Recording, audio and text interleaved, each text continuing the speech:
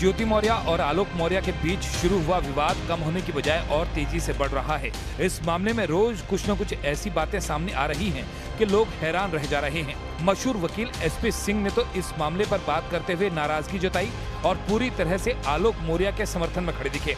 उन्होंने ज्योति मौर्य के कदम को गलत बताते हुए आलोक को न्याय दिलाने की भी बात कर दी।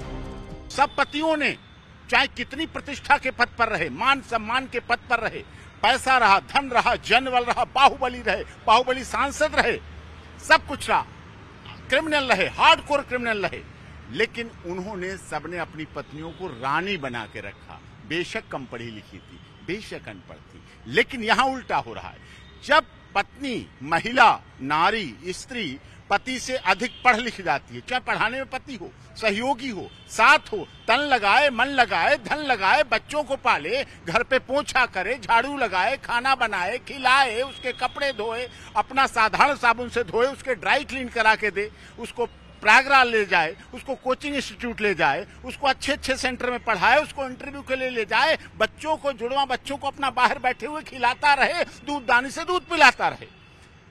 लेकिन जब वो उस महिला को पद मिलता है, मान मिलता है, सम्मान मिलता है, गरिमा मिलती है, तो पति का सम्मान भूल जाती है, पति का प्यार भूल जाती है, वो शादी के फेरे भूल जाती है, 7 फेरों की कसमें भूल जाती है, वो माथे का सिंदूर, माथे की बिंदिया, हाथों की चूड़ियां और पैर के बिछुआ और मंगलसूत्र भी भूल जाती है। फिर उसे कोई और मिल जाता है और उसी से साथ व्हाट्सएप में पति पत्नी और वो भी आ गए सिंह साहब। हाँ, वो तो आए थे, वो तो शुरुआत उन्हीं से ही होती। अगर वो ना होते तो क्या ये होता?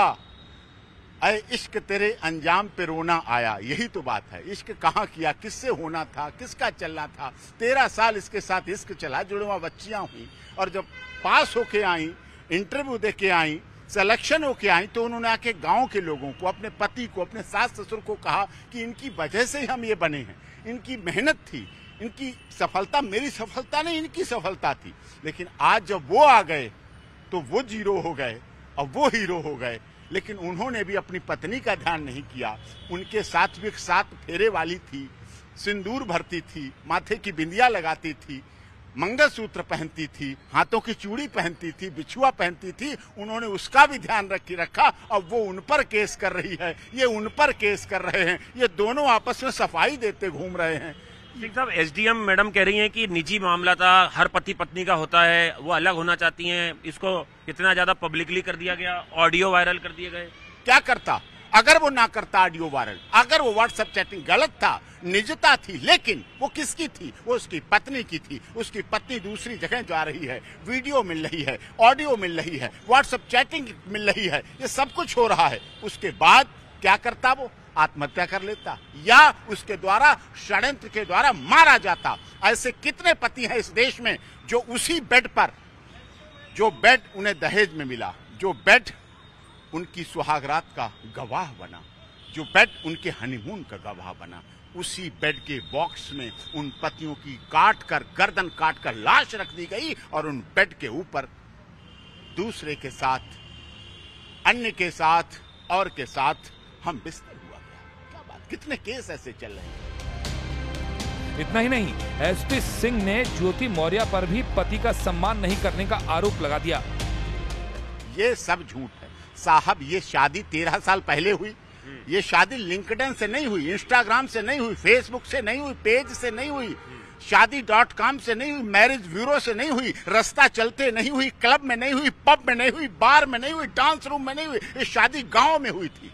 और गांव में शादी होती है तो एक व्यक्ति जब गांव में घुसता है, लड़की का बाप, पिता, भाई, तो गांव में घुसते ही किसी के बारे में पूछता उनका घर कहाँ है। सब डाटा, पूरा बायोडाटा गांव का वाले बता देते हैं, उसको कौन है, क्या है, कहाँ घर, कौन क्या, सब बता देते हैं। ये महानगर की जिंदगी नहीं है कि ऊपर कौन रह रहा, नीचे कौन रहा है, दाएं कौन रह रहा, बाएं नहीं, पता नहीं, हमें नहीं पता, हमें नहीं जानकारी। नीचे सफेद लगा है टेंट, किसी की मौत हो गई, ऊपर बैंड बज रहा है, ढोल बज रहा है। ये महानगर नहीं है, ये ग्रामीण परिवेश में शादी हुई, 13 वर्ष पहले शादी हुई। कोई नहीं कह सकता कि ये ऐसे लगाए गए आरोप पूरी तरह झूठ है।